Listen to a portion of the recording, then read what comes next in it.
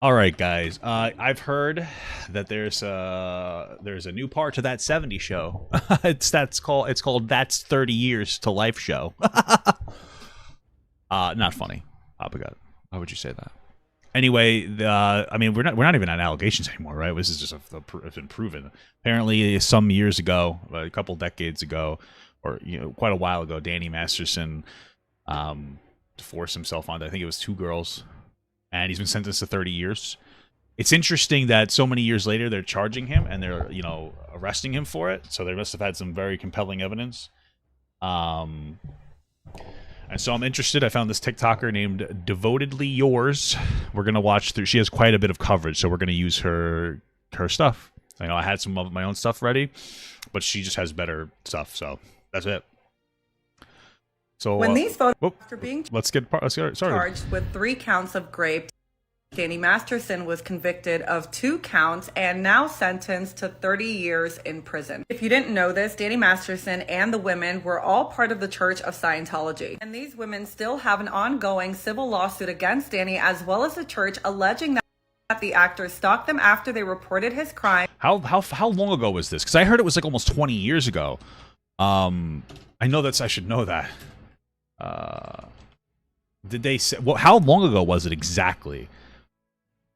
To the police. Now, whenever I hear anything about the Church of Scientology, I think of Leah Remini, so I looked her up on Twitter and she had retweeted this. At the very bottom of the tweet, it says, Masterson will not be eligible for parole until he's 77 years old. And when it comes to the victims, one of them spoke directly to Danny, saying something I was surprised to hear. Life is precious and fragile. Find your heart. Learn something. Read books. Listen to the brightness of nothing and get well. I forgive you. I see that he was first accused in 2017, but I don't know exactly when. I'm trying to look for it because I had seen something that had said that this happened quite a while ago. Was it 20? That's what I had heard. It was 20 years, but now I want to make sure that I know exactly when the allegations started.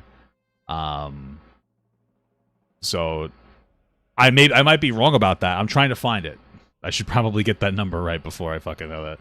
Now, I did look up if Danny was married or if he had any family, and it turns out he's not only married, but he also has a 9-year-old daughter. And a source close to his wife, Bijou, is saying that not only is she feeling all the emotions at once, but she's also feeling no emotion at all. They say that Bijou is now realizing she's going to be taking the role of...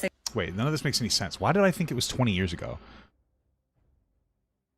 Oh, wait, Masterson was convicted of raping 28-year-old woman in April 2003. And so 20 years ago. So Masterson was convicted in May of raping a 28-year-old woman in April 2003.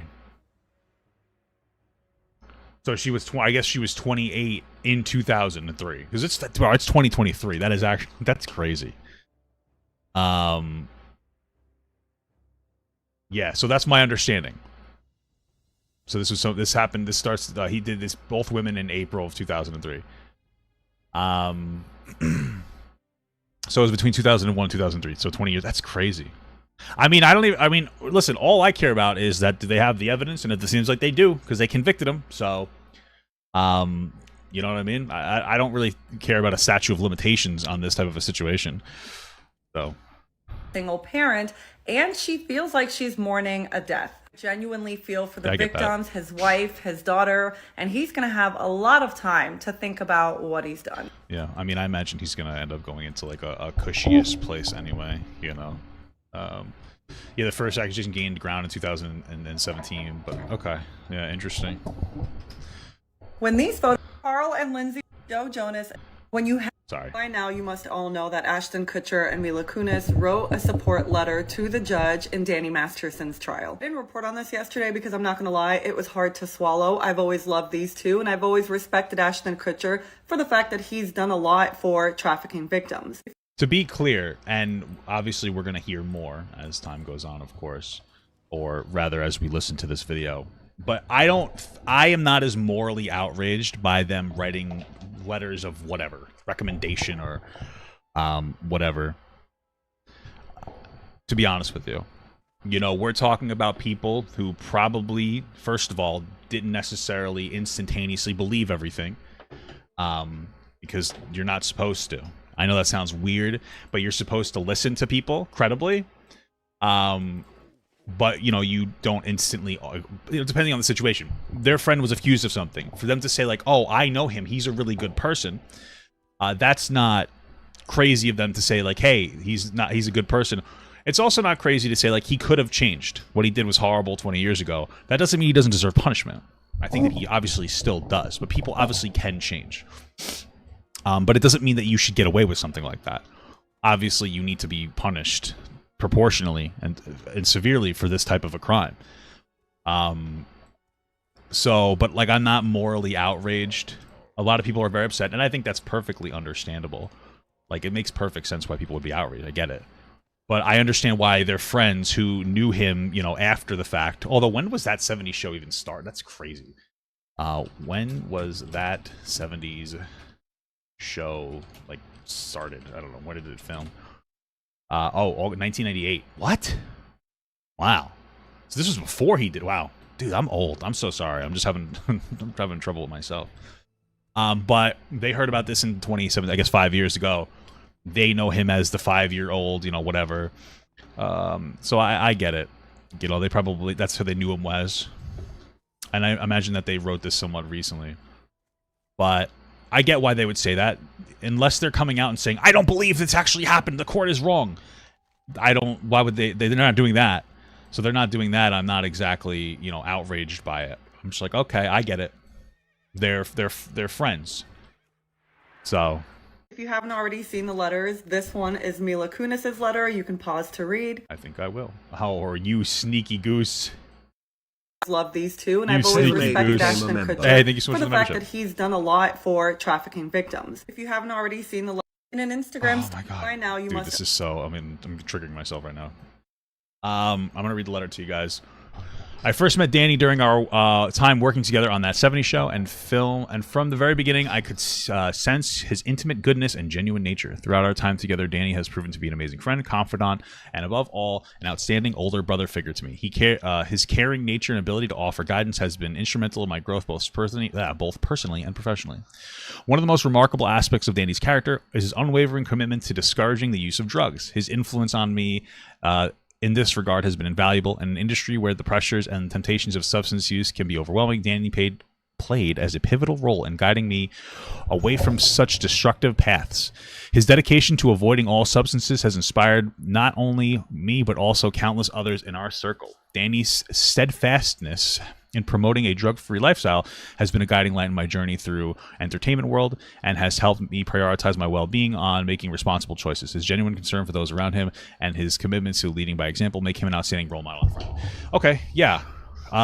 Those things might all be true. She might have had really good experiences with them. That's one of the things about people who do absolutely disgusting things, is that you don't always, you know, they don't always show it. They don't always show it. You know what I mean? So that makes sense to me. Is Mila Kunis's letter. You can pause to read. And this is Ashton Kutcher's letter. What? Ashton? Why would you write a letter? I can't even write. Okay, let's see what he said. Danny has taken... This is Ashton Kutcher, a prominent actor. Okay. Danny takes his job seriously. He is a kind, courteous, and hard-working. He treated everyone from the gripes to the Teamsters, sorry, I don't know what the hell that means, to the actors, to the caterers as equals. As a role model, Danny has constantly been an excellent one. I attribute not falling into the typical Hollywood life of drugs directly to Danny.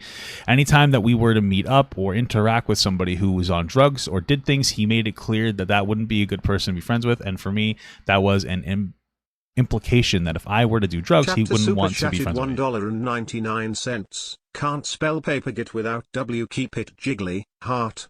Thank you, very appropriate for the. Thank you so much for the donation.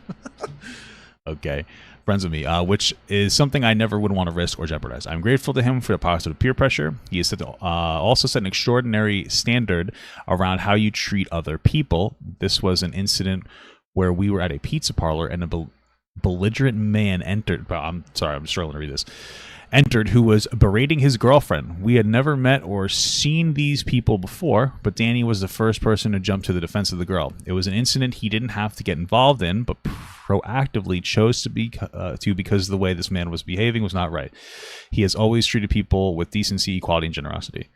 Oh, the crazy guy was berating his own girlfriend. Yeah, so it sounds like he was very anti-drug in a positive way. You know, what that's, again, I mean, I don't know the specifics of what happened in the past, you know. But yeah, I mean, even, well, rapists can still have a positive impact on some people. Doesn't make them right, and he should have obviously got arrested when it happened and not years later. But okay, let's continue. Well, one of the victims, named Chrissy Bixler, who dated Danny Masterson from 1995 to 2002, just posted to her Instagram stories after finding out about You better read it these to me, letters. girl. Before I get into what she posted, if you're unfamiliar with the trial, Danny Masterson received 2 guilty verdicts out of 3. She was the one that the jury did not find him guilty for. She accused him of raping her while she was sleeping, but because they were together, the jury did not find him guilty. She posted this to... Interesting. Only because, like, I know for my wife and I, like, this is not something that would be, like, an issue if one of us started to interact sexually while we were sleeping. But that doesn't mean that boundary is set for everybody's relationship. Is there somewhere where they go into the details of what he did wrong? Does anybody know where that might be? Instagram saying, "Dear Ashton, I know the secrets your role model keeps for you. Do you forget I was there? You were on speakerphone that night you called Danny on February 21st, 2001. I heard everything. I heard the plan. In my opinion, you're just as sick as your mentor." The plan? Is she saying that he was in on the guy raping women?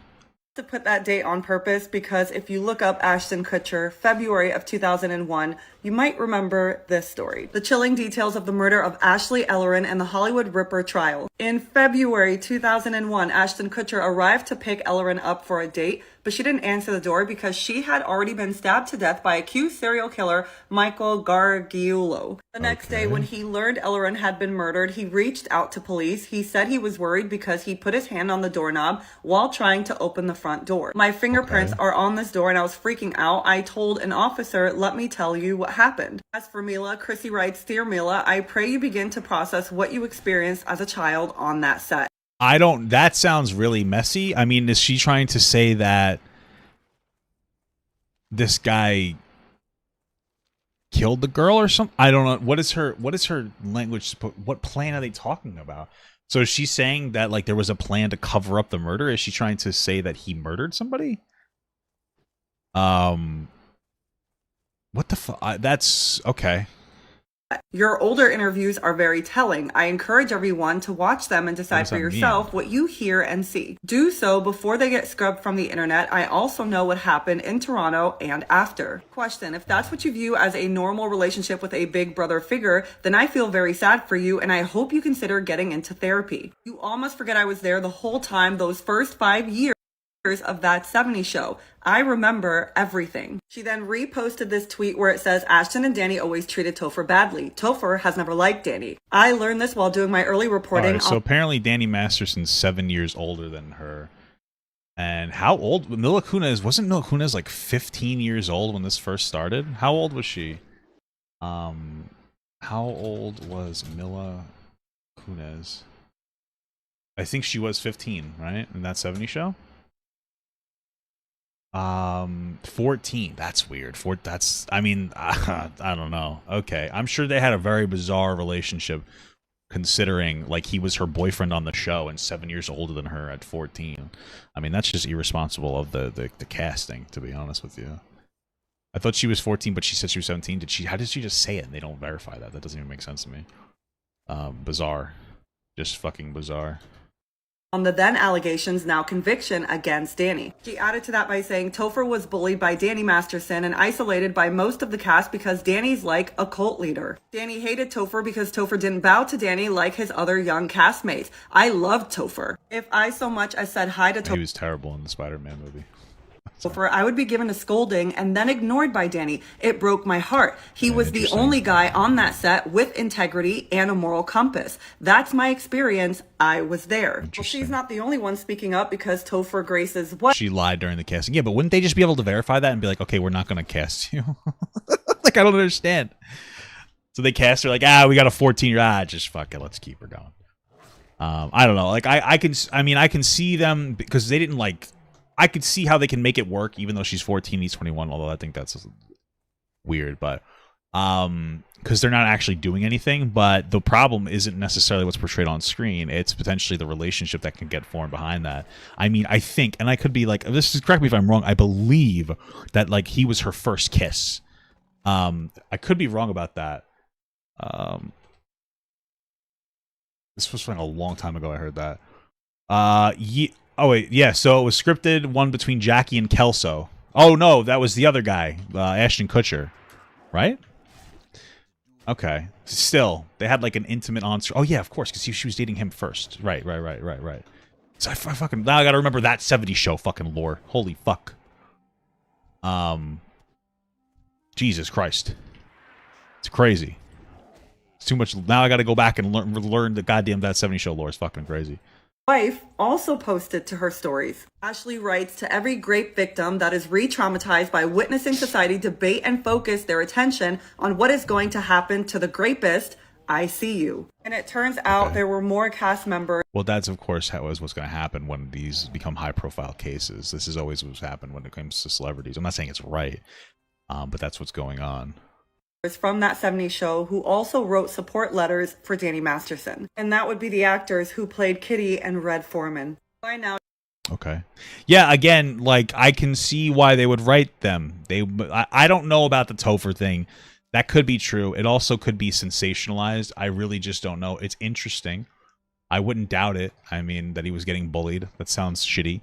But, you know, obviously, you know, we're at a point now where Danny Masterson is guilty, obviously, because he was fucking convicted. Like, I don't know better than a goddamn court.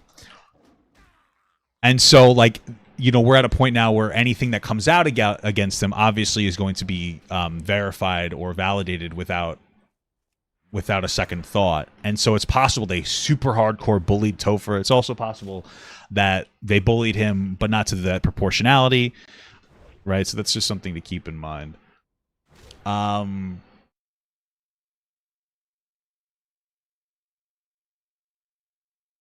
Okay, let's go to the next video. Now you must all know that Ashton Kutcher and Mila Kunis were as a child on the cast member. In an Instagram story, Danny Masterson's ex and victim, Chrissy Bixler, called out Ashton Kutcher and Mila Kunis for writing support letters. In that post, she mentioned knowing something about Ashton Kutcher that would end him, something that happened on February 21st, 2001. She claims she was there with Danny when Ashton called him that night. He was on speaker and she heard about the plan. Well, on February 21st, 2001, a 22-year-old fashion student living in LA named Ashley Ellerin was stabbed to death in her home. That was the same night she was supposed to go on her first date with Ashton Kutcher. But Ashton Kutcher was not the one arrested for her murder. He was actually a witness during the trial. A man named Michael Gargiulo was the one arrested, and the media called him the Hollywood Ripper.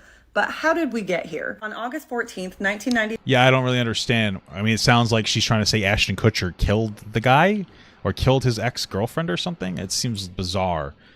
It's almost like we're starting to gossip now. Like, she's saying things that are, I don't know if they're verifiable out of anger. And I understand it. But that's what it kind of reads to me as. 1993, an 18-year-old girl named Trisha Picaccio was stabbed to death outside of her home. The night that Trisha came home, she walked up to the side of her house when the killer grabbed her arm, twisted and broke it, and stabbed her 12 times. The next morning, when her father woke up, he walked outside only to find his daughter dead on the floor. He tried to revive her, yelled out to his son to call the police. Police came and started to investigate. Police never arrested anyone, and her parents moved out of the home, but eventually moved back 4 years later. Not only did Trisha's family know Michael since he was in second grade, but Michael was close friends to her brother, Doug. When Trisha's family moved back to the home, Michael showed up and said he wanted to speak to Trisha's father, Rick. According to Trisha's mom, Rick wasn't home, but Michael decided to stay and wait. An hour later, Rick showed up to the house. Michael looked like he wanted to say something, but then his sister and his father showed up and said, "Michael, you need to leave." Trisha's father, Rick, said he thought it was odd. The look on his face made him feel like he was going to admit he was the person that did it. Rick said by the time he called authorities to say what had happened, Michael had already left town. It turns out Michael moved to LA, became an air conditioning repairman, and he was trying to get into acting. It's now 8 years later since Trisha's murder, and Michael meets a group of friends, one of them being... It seems like, because what I'm reading here is that it seems that there were 5 accusers and on 2, but he got, 2 counts of rape. It's from what I'm reading, they're very vague about what happened, but apparently he got them full of like alcohol. He would get them really drunk and then assault them.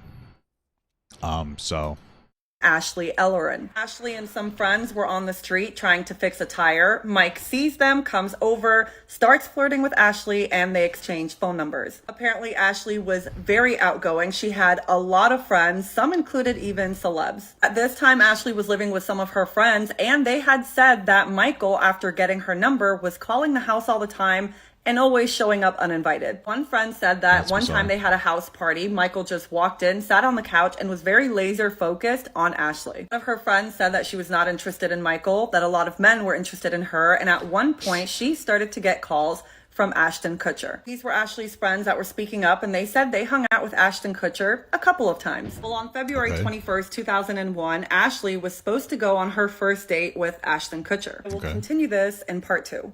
In an instant. Why? Okay. It's February Gotta get that ad revenue, right, baby? 21st, 2001, and Ashton Kutcher... So far, like, this all seems to be a big nothing. It seems to, like, weirdly attach him to a murder, which I doubt he was complicit in any capacity. Supposed to go on a date with Ashley Ellerin. I think I mentioned in my last video that at the time, Ashley was living with a few of her friends, and the next morning, a girl named Jennifer DeSisto came home to find Ashley covered in blood. Jennifer immediately called the police. They investigated and said that Ashley was stabbed 47 times. They also said it was evident that Ashley had just taken a shower and her body was found right outside the bathroom. What's crazy to me is the lead detective said there was very little to go off of because even though she was stabbed 47 times, there was no blood splatter. Now, Jennifer said whoever did this to Ashley had to have known her because their home was double. What do you mean there's no blood splatter? Didn't they just say there was blood everywhere? I must just not understand terminology. Gated. After finding out that Ashton Kutcher was supposed to be on a date with her the night before, they questioned him. And according to Ashton, when he first met Ashley, he was in a relationship with somebody else and introduced Ashley. Oh, maybe it's like a specific pattern. They might be referring to there was no specific pattern that would be able to necessarily help them figure out how this happened.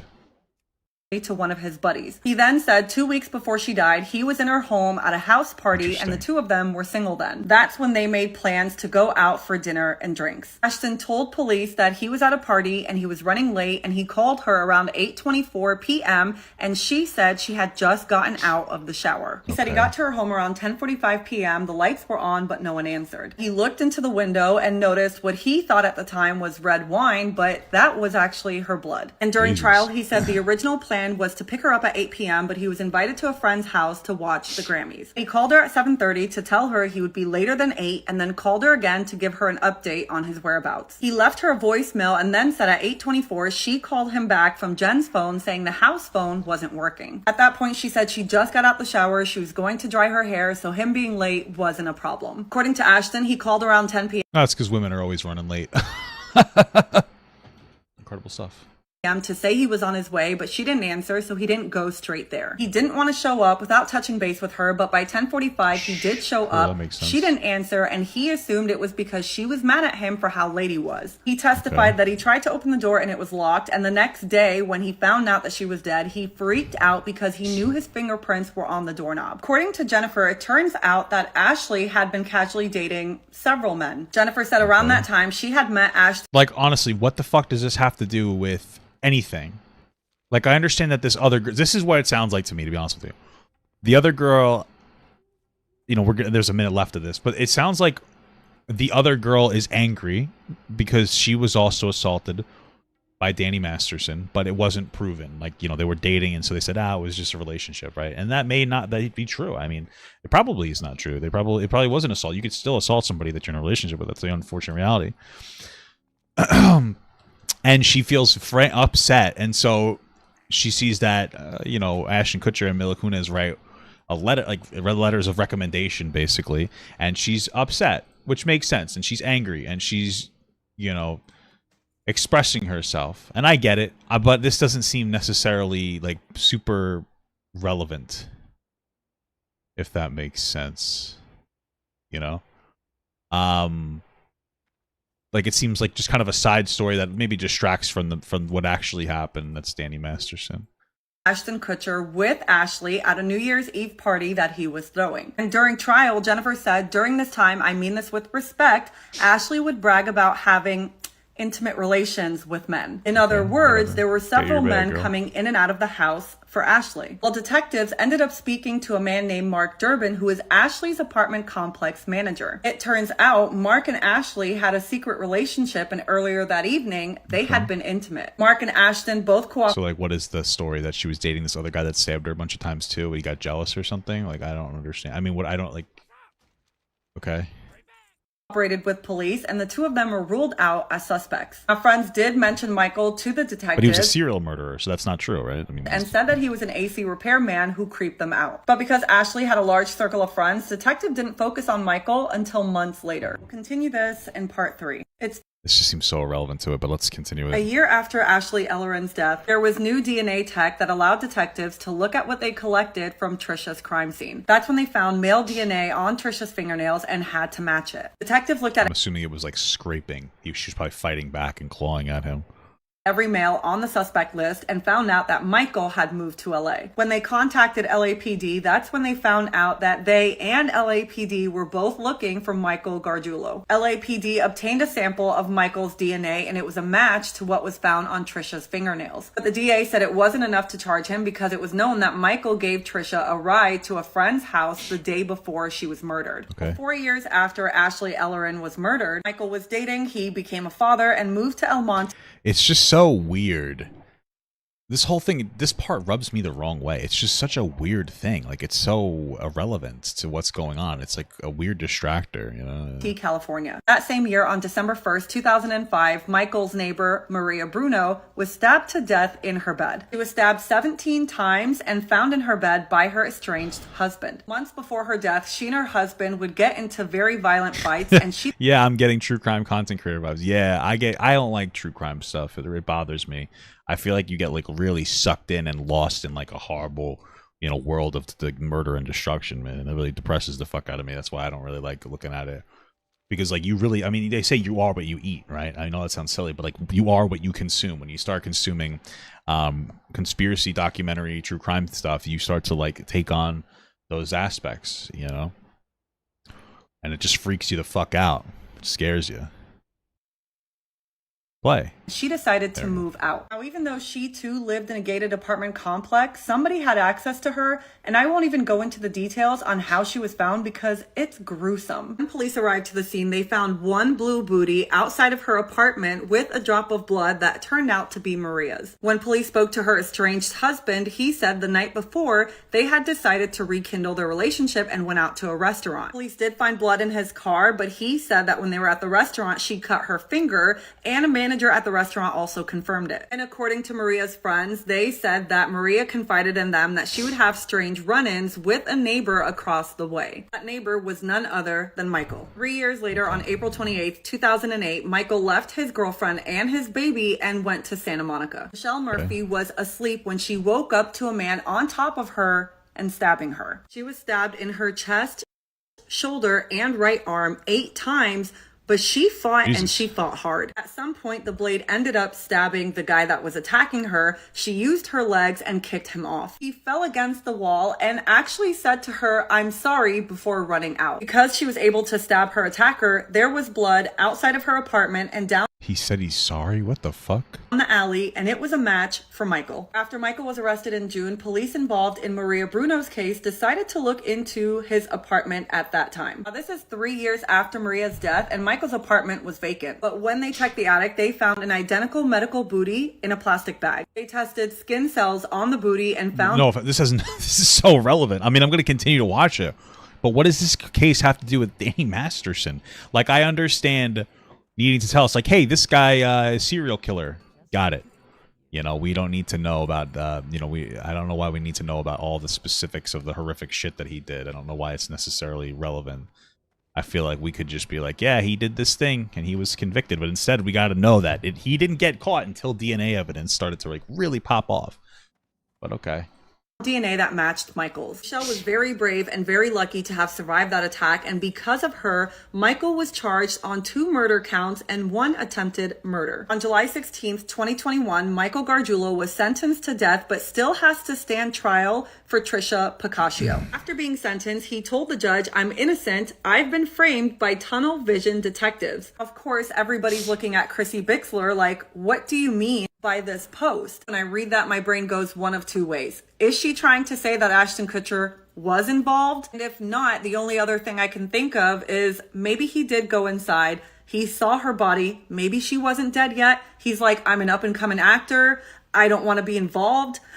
And he freaked out and left. Without Then why wouldn't he get his finger? Whatever. I just feel like, okay. Chrissy saying what she meant by that. You know what it probably was? And maybe I'm wrong. And maybe the serial killer killed her. That's a fucking hot take for you right there. Am I right? But it's compelling. Maybe the serial killer killed her, and then here we are now. You know, I don't know, man. I feel like what happened is that after it happened, he probably called fucking Danny Masterson. Ashton probably called Danny, and he was freaking out and he was upset, and they were like, okay, let's deal with this together or something. I feel like it's not like that super duper deep, to be absolutely honest with you. You know what I mean? I feel like it's not this crazy conspiracy cover up, you know, whatever bullshit we're talking about right now. I feel like it was a pretty simple, just kind of, yeah, this shit's fucked up. So I'm kind of that's what I'm kind of thinking. But I guess I mean, and listen, here's the thing. It could be anything. It could be an insanely inconceivable thing, right? But and that's true. Or sometimes maybe you're a little conspiracy brain because you watch too much true crime, right? It walks like a duck, it talks like a duck. Sometimes it's just a fucking duck. But it's all pure speculation. A year after Ashley Elleren's death, there was new DNA tech that allowed detectives to look at what they collected from Trisha's crime scene. That's when they found male DNA on Trisha's fingernails and had to match it. Detectives looked at every male on the suspect list and found out that Michael had moved to LA. When they contacted LAPD, that's when they found out that they and LAPD were both looking for Michael Gargiulo. LAPD obtained a sample of Michael's DNA and it was a match to what was found on Trisha's fingernails. Okay. But the DA said it. Oh, we already listened to that. Okay. While I was busy making all 3 parts of my last videos, I realized So they've responded, right? that Ashton Kutcher and Mila Kunis put out an apology video. I don't know if you guys will agree with me, but doesn't it seem like Ashton feels completely emotionally drained? But in the video, he does Well, probably. Are you going to play it? say Or? he's aware of the I have pain it. that their character letters have caused, that it was intended for the judge and never intended to undermine the victims and their testimony. They stated that Danny's family reached out to them months ago asking them to write character letters of the guy they knew for 25 years. And Mila Kunis made it very clear that they Okay, let's just watch it ourselves. We are aware of the pain that has been caused by the character letters that we wrote on behalf of Danny Masterson. We support victims. We have done this historically through our work and will continue to do so. I can't handle the performance. I'm not even saying they're being ingenuine, but I can't handle like the performance like speech. I don't know. You know what I mean? Just be like, listen, we stand with victims. We wrote let me just finish it. Let me just... In the future. A couple months ago, Danny's family reached out to us and they asked us to write character letters to represent the person that we knew for 25 years. Okay, that's fair. So that the judge could take that into full consideration relative to the sentencing. The letters were not written to question the legitimacy of the judicial system or the validity of the jury's ruling. They were intended for the judge to read, and not to undermine the testimony of the victims or re-traumatize them in any way. We would never want to do that. And we're sorry if that has taken place. Our heart goes out to every single person who's ever been a victim of sexual assault, sexual abuse, or rape. All right. Yeah, it wasn't a bad response. Some of it comes off as like a little like Ashton sounds genuine. Mila sounds like she's in like you know, that kind of response mode, which I'm not even blaming her for. It's just like weird when you hear it like that. You know what I mean? That's the only reason I was saying that. But overall, like, yeah, that makes sense. Like, hey, they were asked to write a thing and they wrote it. That's what they were being honest. I don't think that they're horrible people for it. You know, they did what they did. I don't think it's that. I don't really think that it's worth shitting on them over. I thought the response was fine. Nobody was going to be happy with any response that they give. You know, everybody's going to nitpick it like I just did. So, but yeah, I mean, it makes sense. Again, they knew somebody for however long. They were friends, and he turned out to do a horrible thing that he deserves jail time for. But they were writing character statements. That's it. It's not that deep, you know. We are aware of the pain that has been caused by the character letters that we wrote on behalf of Danny Masterson. Oh, right. We were just listening to that. I'm an idiot. Okay, let's continue. I'll leave that in the description.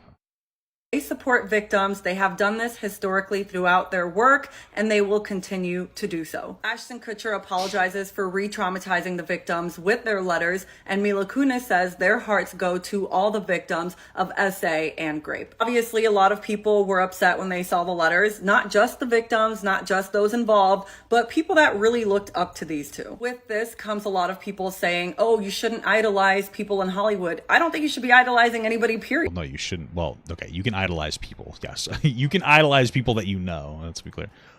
But like, yeah, you should probably not idolize people in Hollywood. That's not really a hot take. You know, you don't really know how they are. Sure, that's fair. But because you don't know this, you don't know Ashton Kutcher personally, so yeah. But again, I don't think that they did anything that warrants like them to be shit on. To be honest with you, I don't think that they did anything that's so horribly, like, terribly mean or wrong.